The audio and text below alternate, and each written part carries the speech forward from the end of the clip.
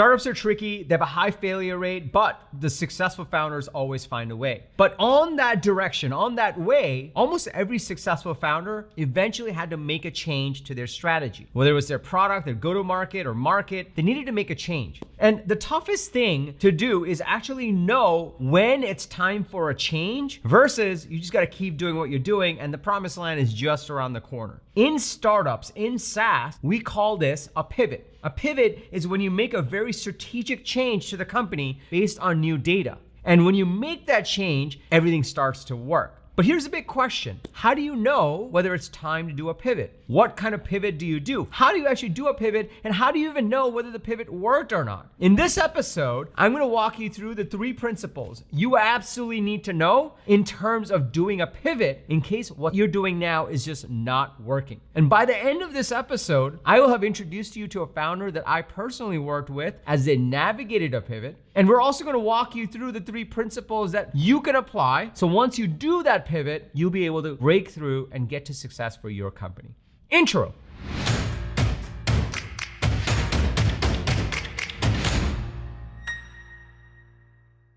What's up, everybody? Welcome to Unstoppable. I'm TK, and on this channel, I help SaaS founders like you grow your SaaS businesses faster with an unstoppable strategy. Now, if you are new to this channel, welcome. Every single Sunday, I drop an episode like this with actionable strategies on how to grow your SaaS business faster. So be sure to hit that subscribe button and that bell icon. That way you'll get notified every single time I drop an episode with the TK energy. Now, if you're already part of this channel, if you're part of this community, if you're part of my coaching programs, my people, welcome back. It's really awesome to see you over here. Okay, so if you're a founder, if you're a leader, when you're building an early stage SaaS business, you essentially have 3 options at any given moment. I don't care what stage you're in, what you're doing. If you're a startup where you're still breaking through and getting to scale, you're not a big company yet, you have 3 options at any given moment. Option 1 is you keep iterating, meaning whatever you're doing, maybe it's working, maybe it's not, but you're just gonna keep iterating, keep getting better, and hopefully you actually get to that next level of growth. Number 2, which you also have an option on, is just give up. Anyone at any moment can just stand up and say, you know what, I give up. I'm not gonna do this anymore. And plenty do. And number 3 is you can choose to pivot. And as I mentioned, a pivot is when you change the direction of your company, what you're doing, who you're serving, what product you're building in a very strategic way. It's very different than giving up and starting another company. It's about, hey, look, there's something here. It's not quite working. Let's pivot it into a way where we think it will work. And more often than not, pivots end up being wildly successful for companies. So on this episode, I'm gonna introduce you to Alex. Alex is co-founder and CEO at a company called Caribou. They're part of my go-to-market program. And while I've shared a lot of stories about founders in my go-to-market program who've reached incredible levels of growth and scale and follow-on funding, with Alex, while they're scaling now, they had to pivot along the way. Things weren't quite working as they expected. So in this episode, I'm gonna introduce you to Alex. We're gonna talk about exactly how they navigated their pivot. And while I'm showing you parts of our conversation, I'm gonna teach you these 3 principles that's gonna help you understand how to pivot, if that's the right fit for you, and how to actually navigate that path so that you too can get to breaking through and getting to the next stage of growth. So if you're excited to dig in, go ahead and smash that like button for the YouTube algorithm. It really likes it when you do that. And let's first introduce you to Alex. Biggest problem in healthcare right now is the labor shortage of frontline healthcare workers. And so we've developed a staff rewards program that's built specifically for healthcare companies, whether that's home care, skilled nursing, senior living facilities.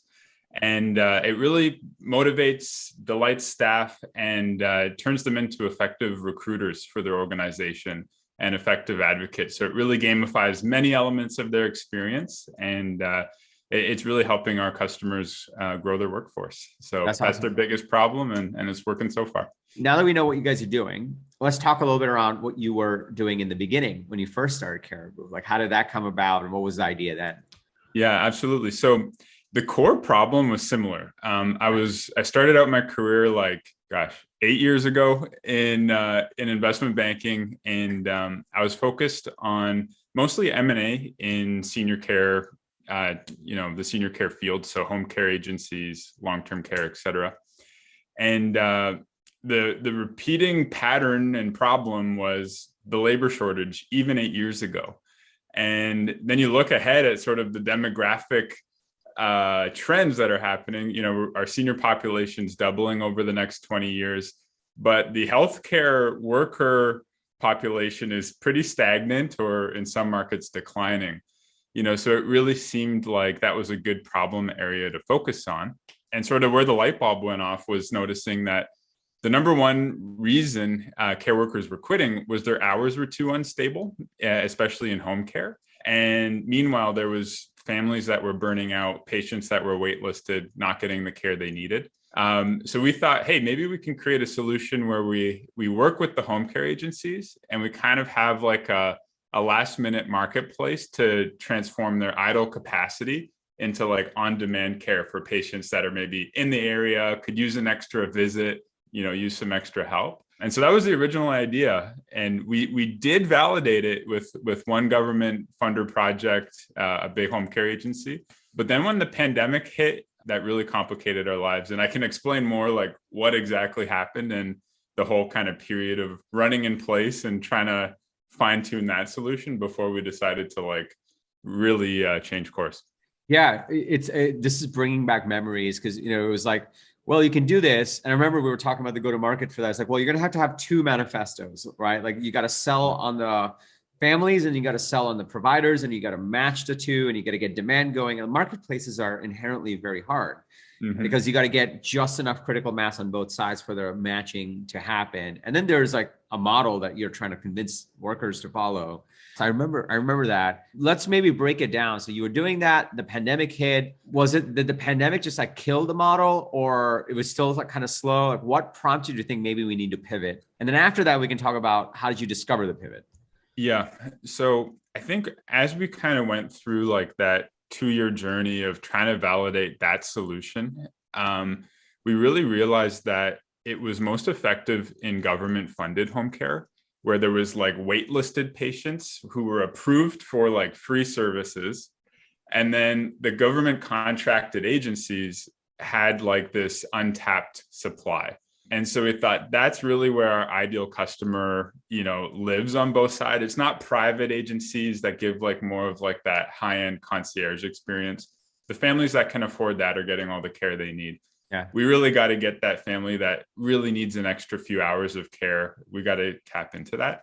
Yeah. And so I guess what happened was once we had validation with the government project, some care workers were making an extra $400 a month from these on-demand visits. Their agency was making like an extra $700-800 in revenue per staff. When we had our scale-up meeting with the government, that was the week that the NBA shut down.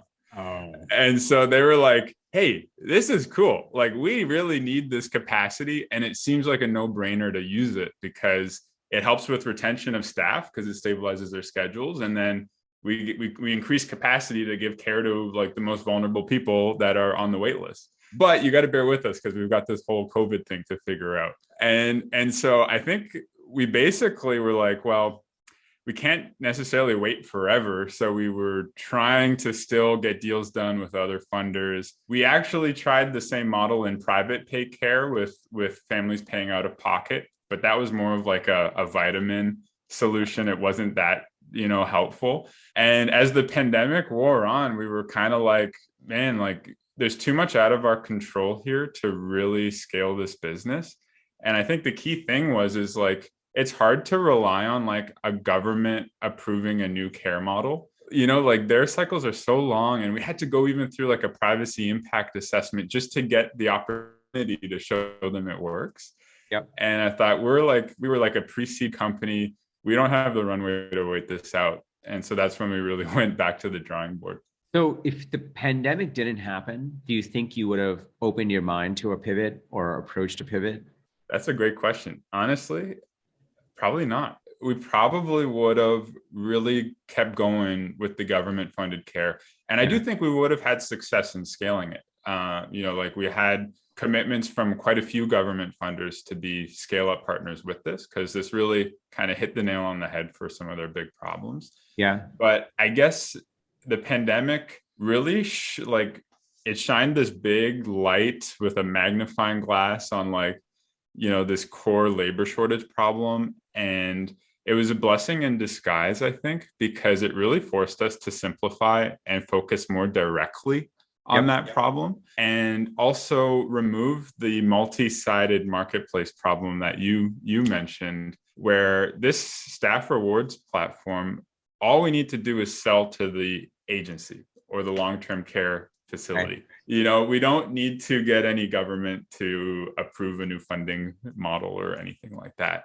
Okay, so that's Alex, and now you know the before and the after, what they originally started as, why he started it, and what they're doing now after their pivot and why it's working. Now, we're gonna go double click into this, and we're really gonna dig into how did they navigate that pivot? How did they know they needed to do that pivot? And what did their investors say? We're gonna go into all of that. But before we go into that, I wanna introduce you to principle number one of pivoting. Principle number one of pivoting is that there's three major kinds of pivots. The first one is a zoom in pivot. Now, it's important to know these three because if you just change things all crazy, it's not a pivot, it's just another company and maybe you have ADD. But if you do a pivot properly, it's gonna be one of these three types.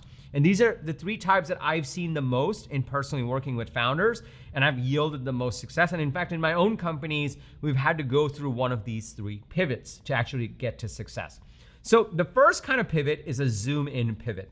A zoom in pivot is when you have a bunch of features and a bunch of things that your product does, but there's one feature that really resonates with customers and really moves the needle. And what you do is you hide all the other features and double click and you zoom in to that one feature. A great example of this is Instagram. Instagram, when it first started, wasn't just photos and filters, it was a whole bunch of other stuff. And they realized, wow, the only thing that people really care about is taking a picture and making it look good with the filter, so let's go double down on that. That was a zoom in pivot. So that may be something that you could do in your product. If there's one feature really being the difference and people don't care about the rest of the stuff, it's a distraction. Option number two, pivot number two, is a customer need pivot. This is the case where the product was originally solving or building for a certain problem that a customer had. And you did your go-to-market, you talked to enough people and you realize that the urgent and important need is not there. And so you actually figured out, you know what? There's another problem that we could solve that's more urgent and more important.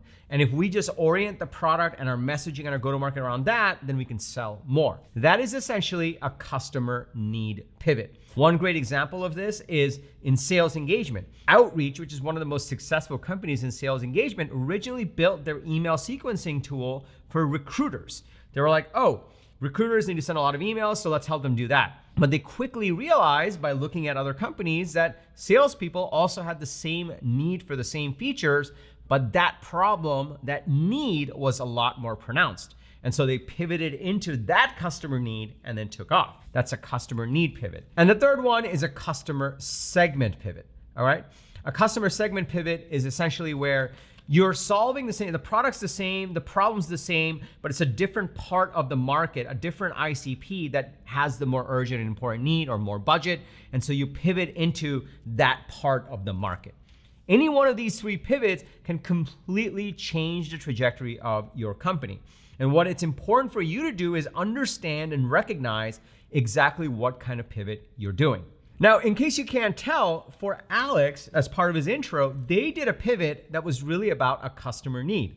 They stuck with the same ICP. They were already in there with them. They're like, look, we know these people. And they realized, you know what? They have this problem, which is a part of the problem we're solving, but we can solve that way better. And they pivoted into that to get their success. So they were very, very surgical about this.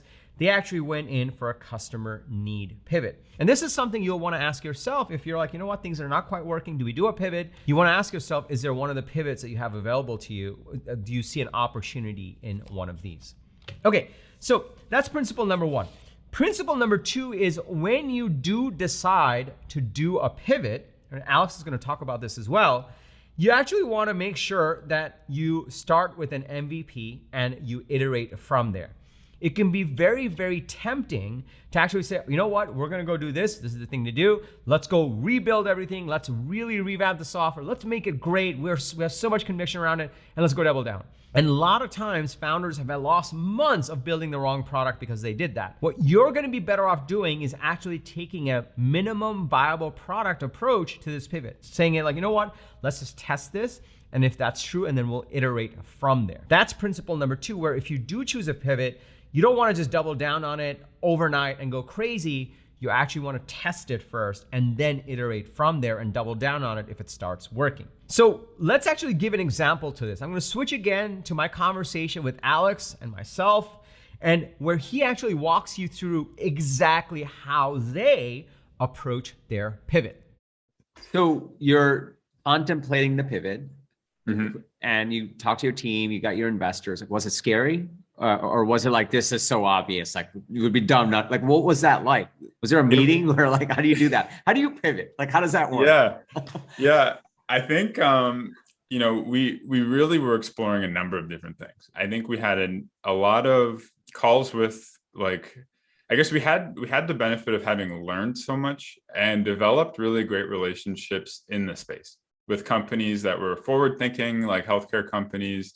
We were aligned on the problem areas, and they were keen to be like early adopters for, whatever we came up with. And so I think it was like through those conversations, it really started to become clear that, like, all of these companies have some kind of like a staff incentive program, employee of the month, retention milestone, birthday bonus, a referral program. Like, you refer a caregiver, if they stay 6 months, we'll give you $500. But that was all like spreadsheets, emails, payroll runs.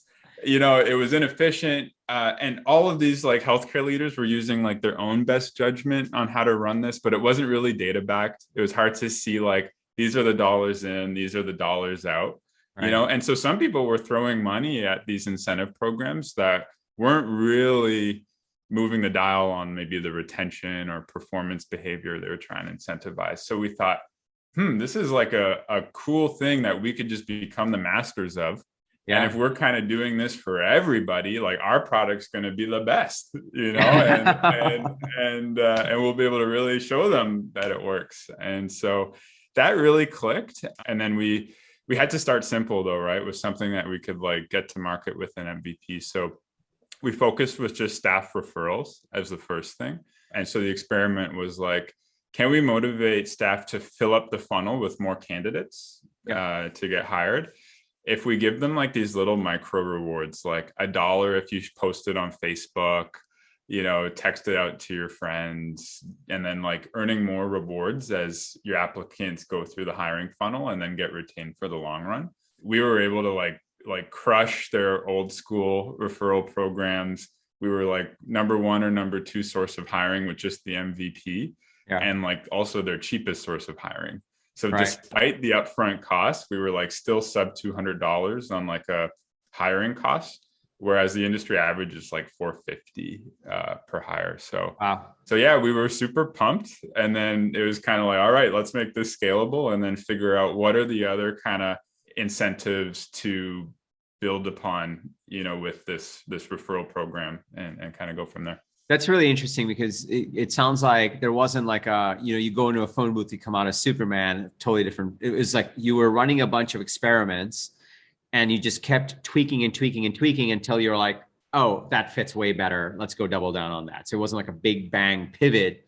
And it never is, right? Like, no pivot is ever like, we're going to go to this, those fail. But because you kept iterating, kept tweaking the ICP, like ultimately you still solved a massive problem for the healthcare worker, but in a wildly different way, but you iterated into it. Yeah, exactly. And yeah, that's going to basically never stop for us. And I can see it coming full circle to where, like, one feature we're working on right now is availability updates. It's a big problem in the industry because these healthcare workers have multiple jobs. Their availability goes stale. I'm smiling because this totally dovetails back to how you started also, because that's it. Yeah. Okay, so now Alex and Caribou, you know what they were doing originally, how they pivoted, the type of pivot they did, and how they approached their pivot. Now you might be wondering, what exactly happened? How did their investors react? How did they have the conversation? How did they actually decide on that pivot, and what happened after? So I'm gonna get into that, and that's gonna bring me to principle number 3. But before I go there, let me just pause here for a second. Are you starting to see the power in this? Are you starting to see the power of, if things aren't quite working in your startup, you don't have to give up? And also, just doing the same thing over and over and expecting a different return is insanity. But instead, if you can actually identify if there are pivot opportunities in your business with your customers And if you actually approach it in an iterative way, you can actually break through to the next level of growth and actually get to a deeper level of product market fit. If you're starting to see the power in this, can I just get a yes in the comments below? Also, smash that like button for the YouTube algorithm. It really likes it when you do that. And also, if you're in this stage where you're trying to figure out your go-to-market, you're really trying to strengthen your position in the market, you're trying to scale, maybe you're trying to break through to a deeper product market fit, I encourage you to check out my SaaS go-to-market coaching program, the exact coaching program that Alex is part of, where I worked with him.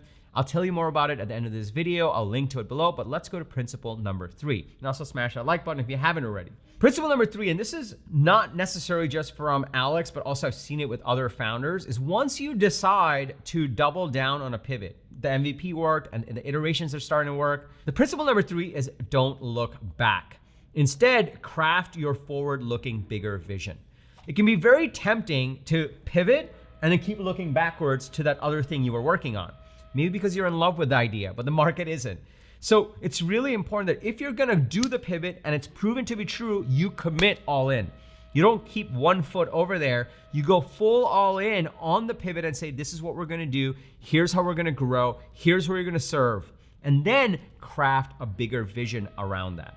Now, I've seen this in multiple cases, but I think Alex really articulates how for them, they really committed and then crafted a bigger vision going forward. And part of this was also about how they pitched this and positioned this with investors so that everyone would be bought in terms of the pivot. So let's cut back into that conversation where Alex tells you exactly what happened after they decided to do the pivot.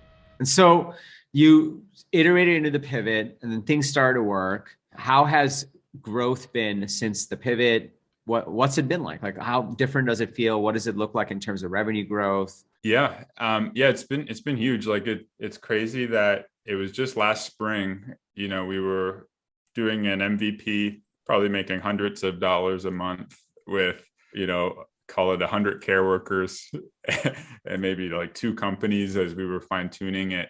And now, like the growth, like it feels like we're kind of at the edge of the hockey stick because we're starting to get like enterprise clients now with like in the thousands of staff, you know, in the 10,000s of MRR contract size. And so, you know, these are the deals that are really late stage in the sales cycle now. And so it's like an amazing feeling, you know, and it feels like at that point where we've got to really like get our fundraising strategy together and throw gasoline on this, right? Because, you know, the team's been working really hard and it feels like we got something here. How does that go with the investors, like who invested in a different idea, but now you're doing well in this new idea and they're obviously in it for the ride? What are the conversations like with them? Yeah, I think after a pivot? we're lucky that we've got just like a really aligned group of investors that, you know, like mostly angels, you know, some have experience in healthcare or, you know, finance, or some even built and sold an aging tech related business themselves. So they really understand sort of what this is like. And they really believed in the problem area. They believed in our team, but they were kind to give us the flexibility to, you know, make this move. No one was a resistor. Everyone, you know, thought it made sense. And I'd say if we ever got a good, healthy push was to be like, don't lose sight of that demand side marketplace eventually. Like this really could be your Trojan horse to be embedded within the healthcare system and kind of that supply and demand massager that just makes sure none of these resources go to waste. Oh yeah. You know, so I think them really not letting us lose sight of that grander vision has been really helpful too, because that's what they originally invested in. Yeah, that is interesting, because if you have every single healthcare worker on your platform for ensuring that they're getting retention and they're happy and they're driving referrals, you also now have the most comprehensive database of healthcare workers that you can drive demand to, like, or drive career growth for, which is your original vision. So it's funny how sometimes a pivot is not a different direction, but really a clearer next step to get to the bigger step. That's it. It was like this necessary interim phase our business needed that we just didn't know. And if it wasn't for the pandemic, we might have never realized this. Okay, so one more thing that was there, Alex and I had a really long conversation. I'm trying to give you the snippets here, and I'll link below to the full conversation if you want to watch it. One more thing that really stuck out to me in our conversation was Alex highlighted how because they dug into the go-to-market, the messaging, the positioning, it allowed them to really get the confidence to really engage their customers. And because they had that confidence, they were able to break through and really identify the core, urgent, and important problem in that market, and then get into product market fit and grow from there. This is a really important distinction because so often founders that aren't quite hitting product market fit or scale or are struggling to break through to the next level of growth are holding back on go-to-market and are stuck in the one more feature trap. Alex and his team did the opposite. They doubled down on go-to-market, maybe even earlier than most founders. And they said, let's just go talk to these people and build those relationships. And because of that, they were really able to break through with this pivot. Let's go cut to that part of the conversation where really Alex highlights the importance of go-to-market leading to understanding how to redefine their market and their product and pivot. Being in the go-to-market program, like obviously we talk about ICP, we talk about manifesto, we've talked about a bunch of other things, but those are core pillars. How has that helped you, or what value have you gotten as you've navigated this crazy journey, even from original idea to pivoted idea to driving growth now? Yeah, it's been huge. I'd say, particularly around that part of really locking in that messaging and really iterating on it. I think something I struggled with was, I don't know, I didn't want to ask someone to go to prom and get turned down. I think that was a mental, barrier I had to get over myself.